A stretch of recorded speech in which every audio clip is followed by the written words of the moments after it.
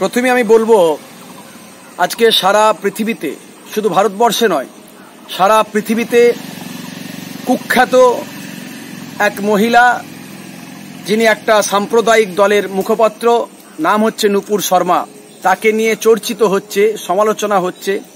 সারা পৃথিবীর 200 কোটি মানুষের ভাবাবেগ প্রফেট মোহাম্মদুর রাসূলুল্লাহ সাল্লাল্লাহু আলাইহি ওয়াসাল্লামের সম্পর্কে যে কুমন্তব্য করেছে, বিশ্বনবীকে একজন নারী পিপাসু বা একটা ছোট্ট বয়সের নারীর প্রতি আসক্ত এইভাবে যে ব্যঙ্গ করা হয়েছে, এর প্রতিবাদে সারা পৃথিবীতে যে আলোড়ন সৃষ্টি হয়েছে, প্রতিবাদ চলছে। আমি পীরজাদা মোহেবুল্লাহ হুসাইনি, জয়েফের কর্ণধর, বুদ্ধিজীবী মঞ্চের রাজ্যের অ্যাসিস্ট্যান্ট জেনারেল সেক্রেটারি হিসাবে এর তীব্র নিন্দা প্রতিবাদ জানাই। নূপুর শর্মা ঠিক কি কথা বলেছে? সে বিশ্বনবীর সম্পর্কে আম্মাজান আয়েশা সিদ্দিকা রাদিয়াল্লাহু তাআলা আনহাকে নিয়ে, তার বিবাহ সংক্রান্ত বিষয়টাকে নিয়ে সে ব্যঙ্গ করেছে, কটূক্তি করেছে যে নবী পাক সাল্লাল্লাহু আলাইহি ওয়াসাল্লাম একজন নারী পিপাসু ছিলেন, মহিলা পিপাসু ছিলেন। অথচ বিশ্বনবীর যে বিবাহ, সেটা কিন্তু হয়েছিল আল্লাহর নির্দেশনায়, ওহির মাধ্যমে। মা ইয়ানতিকু আনিল হাওয়া ইন হুয়া ইল্লা ওয়াহিয়ুন ইউহা।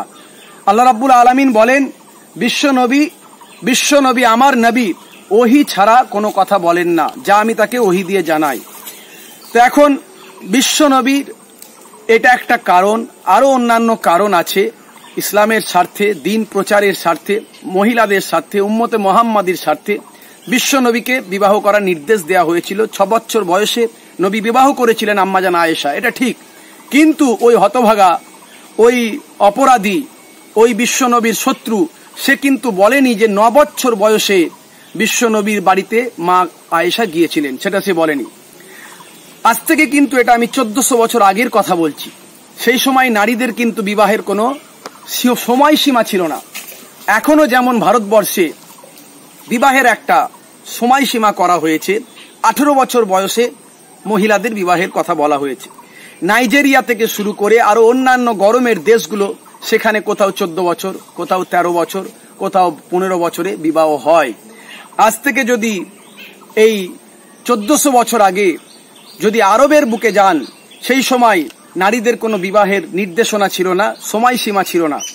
নারীরা তার বিবাহে উপযুক্ত হলেই তাদের বিবাহ দেয়া হতো, এরকম সিস্টেম ছিল। সেই সময়কে যদি আমি নির্ধারণ করে বর্তমান বেশ কিছু বছর আগের, কয়েকশো বছর আগের ভারতের ইতিহাস যদি খুঁজে দেখি, তাহলে আমরা দেখতে পাবো যে আমাদের যিনি বিদ্যাসাগর ছিলেন, যিনি আমাদের বাংলা সাহিত্যের জনক, যাকে ঈশ্বরচন্দ্র বিদ্যাসাগর, তিনি কিন্তু 8 বছর বয়সে বিবাহ করেছেন। রবীন্দ্রনাথ ঠাকুর, তিনি 11 বছর বয়সে বিবাহ করেছেন। বঙ্কিমচন্দ্র চট্টোপাধ্যায়, তিনি 5 বছর বয়সে বিবাহ করেছেন। দেবেন্দ্রনাথ, তিনি 6 বছর বয়সে বিবাহ করেছেন। শিবনাথ শাস্ত্রী, তিনি 10 বছর বয়সে বিবাহ করেছেন। এরকম অনেক তথ্য পাওয়া যায়। অর্থাৎ কারো ধর্মীয় ভাবাবেগ নিয়ে আঘাত করা উচিত নয়। আমরা প্রত্যেকেই একে অপরের ধর্মকে সম্মান করব, এটাই হলো আমাদের বাণী। কোরআন মাজিদে বলা হয়েছে, লাকুম দীনুকুম ওয়ালিয়া দিন, তোমার ধর্ম তুমি পালন করো, আমার ধর্ম আমি পালন করি। অন্য জায়গায় বলা হয়েছে ধর্মে কোনো জবরদস্তি নাই। তাই আমি এটুকুই বলবো, এটা কোনো হিন্দুরা করছে না, এটা কোনো মুসলমানরা করছে না, এটা কোনো খ্রিস্টান, জৈন, বৌদ্ধরা করছে না। এটা এক ধরনের একটা রাজনৈতিক শক্তি, তারা এসব কাজ করছে। তারা তাদের গদির জন্য, চেয়ারের জন্য, তারা তাদের ক্ষমতার জন্য, তারা আজকে এই কাজগুলো করে বেড়াচ্ছে। আমি আপামর মুসলিম সম্প্রদায়ের কাছে এবং দলিত, আদিবাসী, সংখ্যালঘু সমস্ত মানুষদের কাছে আমি বলবো, এই সাম্প্রদায়িক দল বিভিন্ন সময় এক একটা ফাঁদ তৈরি করে। এটা একটা ফাঁদ, এই ফাঁদে পা দেবেন না। তারা চাইছে বিভিন্ন রকম বিষয়গুলো নিয়ে সমাজে অশান্তি হোক, সাম্প্রদায়িকতা চলুক, তারা চাইছে বিভেদ হোক, বিভাজন হোক। তাহলে তারা কি করবে? তারা হিন্দু মুসলমানের মধ্যে ডিভাইডেশন করে ভোটের রাজনীতি করবে, এটা তারা চাইছে। আজকে আমার হিন্দু ভাইদেরও বোঝা উচিত, মুসলিম ভাইদেরও বোঝা উচিত, দলিত, আদিবাসী সকলেরই বোঝা উচিত যে আজকে এই সাম্প্রদায়িক দল কিন্তু কারণ নয়, এরা কাউকে ভালোবাসে না, এরা নিজেদের স্বার্থের জন্য সবকিছু করছে, এটা বুঝতে হবে। আজকে মূল্যবৃদ্ধি কোথায়, দেশের সম্পদ আজকে কোন জায়গায় কিভাবে বিক্রি হয়ে যাচ্ছে, আজকে আজকে আমাদের দেশের গরিব অসহায় মানুষদের দুরবস্থা কোন জায়গায় পৌঁছেছে। আজকে মানুষের মধ্যে চাকরি বাকরি কারবার সব নষ্ট হয়ে যাচ্ছে। আজকে ভারতের এই সমস্ত সিদ্ধান্তগুলোর জন্য বিশ্বের বুকে কি প্রভাব পড়ছে। আজকে বিশ্বের বুকে ভারতবর্ষের সম্মান নষ্ট হচ্ছে। ভারতের পতাকা, যে পতাকাকে আমরা মাথায় রাখি, যে পতাকা সোরাইয়া তৈয়বজি যে ডিজাইন করেছিলেন, সেখানে ইতিহাস আছে। ইনকিলাব এই বাণী মুসলমানরা দিয়েছিল। কুতুব মিনার মুসলমানদের তৈরি করা, লালকেল্লায় প্রথম পতাকা তুলেছিল মুসলমান। এগুলো অস্বীকার করার জায়গা নাই। যেমন আমরা বিনয় বাদল দীনেশকে যেমন শ্রদ্ধা করি, যেমন আমরা তিতুমিরকে, যেমন আমরা ক্ষুদিরামকে শ্রদ্ধা করি, তেমন আমরা তিতুমিরকেও শ্রদ্ধা করি, মীর নিসার আলীকে শ্রদ্ধা করি, আমরা তেমন শ্রদ্ধা করি, আমরা আশফাকুল্লাহকে শ্রদ্ধা করি, আমরা তেমন শ্রদ্ধা করি শের আলীকে শ্রদ্ধা করি। এগুলো আমাদের ভুলে গেলে চলবে না। তা আমরা এই সমস্ত জিনিসগুলো আমাদের মেনে চলতে হবে। নবীর অপমানকারীর কিন্তু শাস্তি অনিবার্য হবেই হবে, এটা আল্লাহর পক্ষ থেকে নির্দিষ্ট।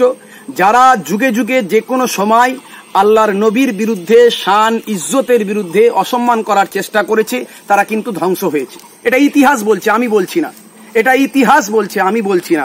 আমরা যদি দেখি আবু লাহাব, যে আবু লাহাবের সন্তান, সে আল্লাহর নবীকে দেখে থুতু ফেলেছিল। আল্লাহর নবী বদদুয়া করেছিলেন যে তোমাকে হিংস্র প্রাণী তোমাকে খেয়ে ফেলবে। তাই নবীর কথা যখন সেই যুগের কাফের মুশরিক বেঈমানেরা পর্যন্ত নবীকে বিশ্বাস করত যে নবী যখন বলেছে তাহলে নিশ্চয় ঘটবে। সত্যিই তাই হয়েছিল। তারা তাকে ঘিরে ঘিরে রেখেছিল। কোনো এক সময় তাদের ঘেরার মাঝখান থেকে এসে তার বাঘ এসে তাকে খেয়ে নিয়ে চলে গিয়েছিল। আমরা যদি দেখি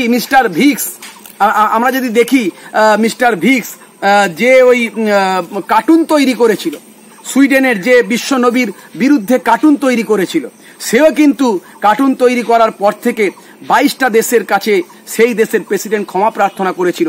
আমি মোদিজির কাছে বলবো, আপনি স্যালেন্ডার করুন।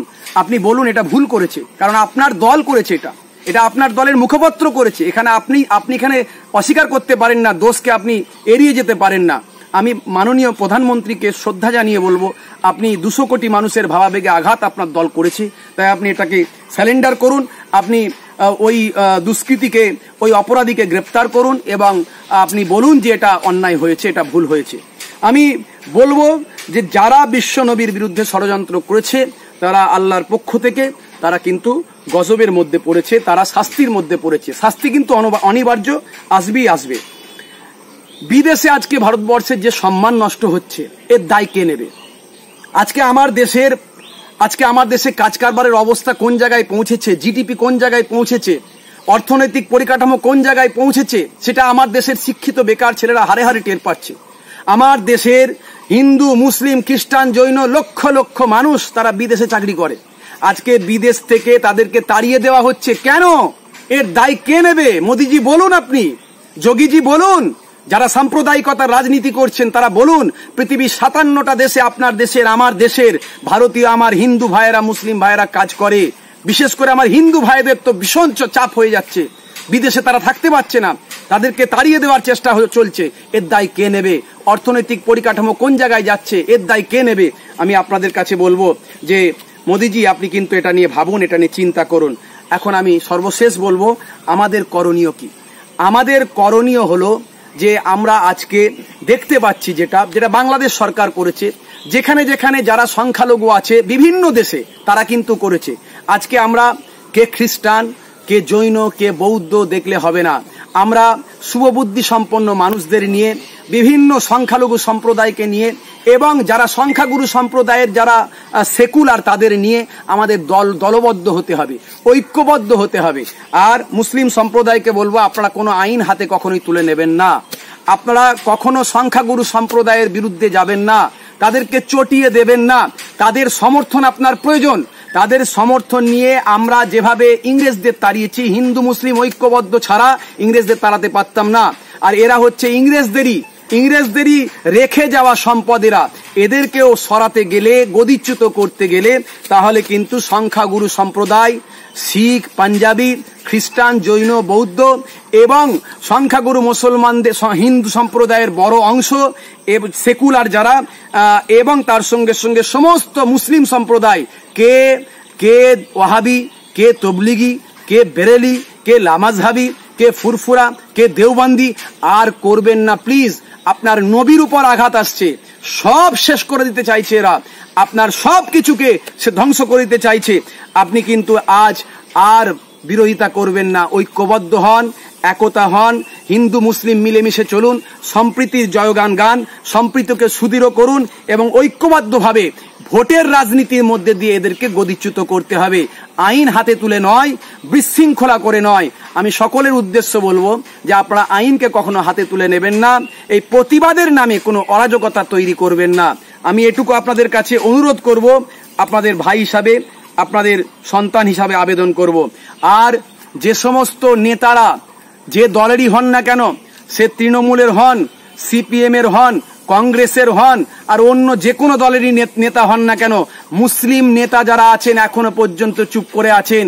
অথচ আপনি দেখুন, মাননীয় মুখ্যমন্ত্রী তিনি পর্যন্ত নূপুর শর্মার গ্রেপ্তারি চেয়েছেন, তিনি পর্যন্ত প্রতিবাদ করেছেন। মাননীয় অধীর বাবু তিনি পর্যন্ত প্রতিবাদ করেছেন। আমার অমুসলিম ভাইরা, হিন্দু ভাইরা প্রতিবাদ করছে। আর মুসলমান, তুমি নেতা সেজে বসে আছো, তুমি তোমার দলের কথা ছাড়া তুমি এগোতে পারছো না, তুমি দলের কথা ছাড়া তুমি নবীর বিরুদ্ধে সামান্য প্রতিবাদটুকু মুখে করতে পারছো না, রাস্তায় না নামতে পারো, মুখেও প্রতিবাদ করছো না। কাল কিয়ামতের দিনে নবীর সামনে গিয়ে দাঁড়াতে হবে, সেদিন কি জবাব দেবে? তুমি যদি প্রকৃত মুসলমান হয়ে থাকো তাহলে কিন্তু তোমাকে প্রতিবাদ করতেই হবে। আর সর্বশেষ আমি এটুকু বলবো, যদি একটা দেশে লাখো নূপুর, বিশ্ব নবীর হয় দুশ্মন। যদি একটা দেশে লাখো নূপুর, বিশ্ব নবীর হয় দুশ্মন, তবু বিশ্ব থেকে হারাবে না নবীজির এই সম্মান। এটুকু বলে সকলের প্রতি আমার সালাম, শুভেচ্ছা, ভালোবাসা জ্ঞাপন করে আমি পীরজাদা মোহেবুল্লাহ হুসাইনি হরিংখলা দরবার শরীফ থেকে সকলকে সালাম জানাই। আসসালামু আলাইকুম ওয়া রাহমাতুল্লাহি ওয়া বারাকাতুহু।